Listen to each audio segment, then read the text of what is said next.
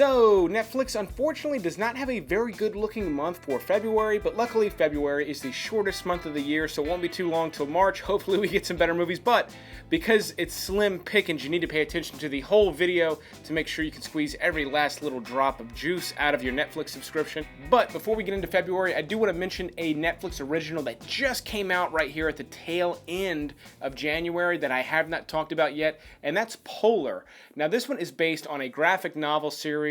It stars Mads, the guy that was in Hannibal, the guy that played Hannibal in the show, and it is pretty cool. Now, I teased it out on Instagram, saying it kind of looks like it could kind of whet your palate for John Wick 3, and I think I'm correct. Now, it's not nearly as good as John Wick, but it does have a John Wick flavor. In fact, to me, it feels almost as if it takes place in the same universe.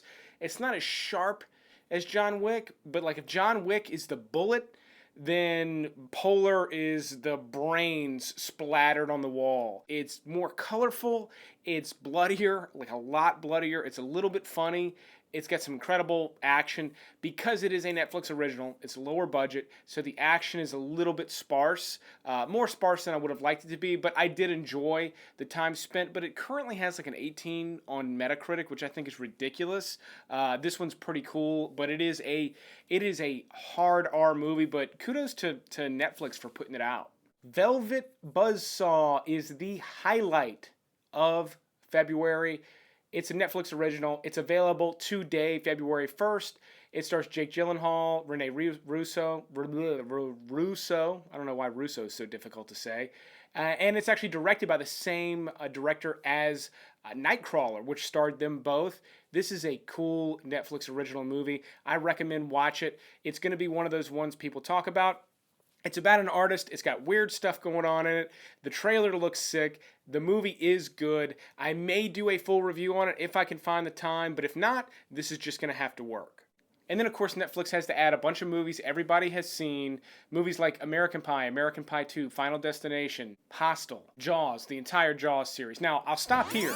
And Jaws is one of my favorite movies. It's really, really fantastic. In fact, for deep, deep fans of the show, if you never saw the series I tried to start doing where we got drunk and watched a movie, there is a really good...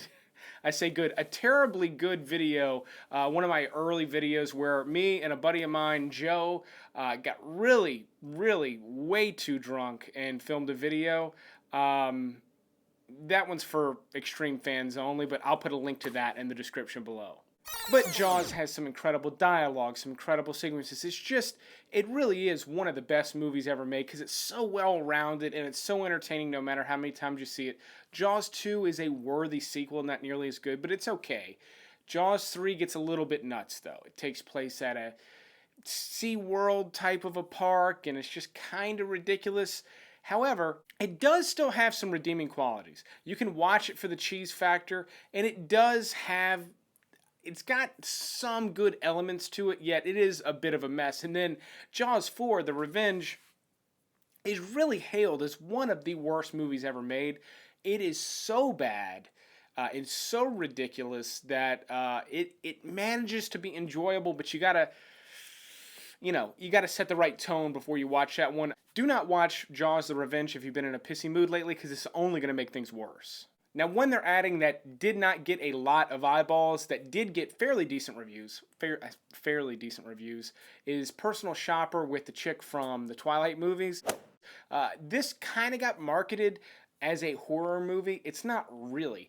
There's horror elements to it, but do not expect to watch a horror movie. Just expect to watch a kind of cool indie movie that has some sort of supernatural element. I don't want to say anything more. Don't want to ruin it. This one is a slow burn.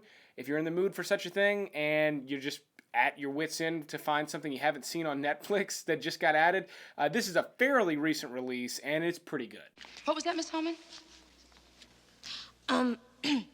I said I hope they shrivel up and fall off. Pretty in Pink just got added. For anybody that used to have a crush on Molly Ringwald, why not watch that one again? And then The Edge of 17 is a fairly recent release. It's a couple of years old now, which is similar. It's not fun the way, the old 80s movies were, but it still deals with similar elements. Obviously, a movie about a 17-year-old girl is not going to be my cup of tea, but if it's yours, it's there, and it's one of the newer releases they've added this month. If you like videos like this, definitely click that subscribe button and be sure to click the little bell icon so you get notified when I put out new videos just like this one, but different. And then I'll just mention real quick, even though this is Flick Connection, there is a new series called Russian Doll that looks pretty cool. The trailer looks interesting. I may be checking it out. I suspect, just based on everything I've heard and what this looks like, it's probably going to be one that gets a little bit of buzz and that people talk about during the month of February. And that is it for February 1st. On February 5th, Ray Romano has a new special. He's one of the bigger comedians to be doing a special on Netflix. I'm sure it'll be funny, but it's been a long time since Ray Romano has done a special. And I gotta say, as far as the larger, more famous comedians go, I've been a little disappointed with their Netflix specials. People like Jerry Seinfeld, Chris Rock, they're some of my favorite comedians, and their Netflix specials have kind of been meh compared to some of the mid-tier comedians like Tom Segura that are constantly out hitting the road. So that's kind of where I stand on the specials. But Jeong is also adding a Netflix special. He's Dr. Ken. He's the guy from the Hangover movies. You've seen him all over. He's got a special that's coming out for Valentine's Day as well. And then after Valentine's Day, on February 15th, the Umbrella Academy comes out, and this series looks sick. If you're a longtime viewer, you know I don't talk about series too often. I'm excited for this one. I'll be making the time to watch it. It's about a superhero academy. Ellen Page is in it. It looks gritty and grimy and edgy, and it looks cool. It looks like something only Netflix could bring us, meaning it couldn't really be on regular network television. I also assume this is going to be one a lot of people talk about. Back when they first started the Marvel stuff, that was all anybody was talking about was Daredevil, and then those sort of fell off, and I think it's only because they went way too far. They did too many. They oversaturated their own market with the Marvel shows, and the content suffered. This looks like a second attempt at grabbing onto that magic, and I'm hoping they're successful. February 16th brings a couple of movies of note. That one of my favorite ones of the month is called Black Sea. Now this one stars Jude Law. It's about a submarine crew, and unlike normal submarine movies, it's not a wartime movie. This is about a crew trying to recover a treasure from a wartime sub that sank. So it's kind of like got heist movie elements. It's definitely got your submarine elements. Ben Mendelsohn, Jude Law is great in it. The entire cast is great. It's intense. It's claustrophobic. It's thrilling, and it's a small movie that I know a lot of people missed. But I made a point to watch it. I think it's about 2 years old now.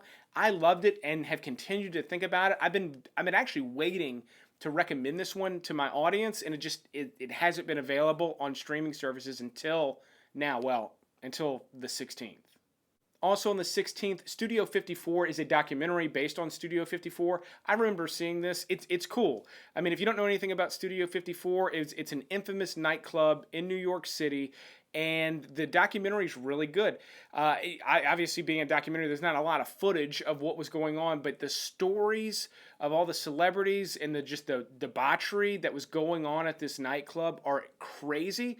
This club is legendary for stories like that, and the documentary does a good job of recapping some of the better stories that have been told over the years. Wow!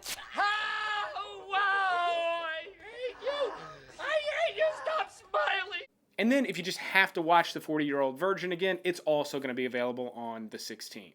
Paddleton is a new movie starring Mark Duplass and Ray Romano. I'm hit or miss on Mark Duplass. I like him. I really love half of his movies. The other half bore me to death. But I was really impressed with Ray Romano in The Big Sick. I've been waiting to kind of see him in another indie role. So I'll be interested to see this one, but I'm not going to get too hyped up for it.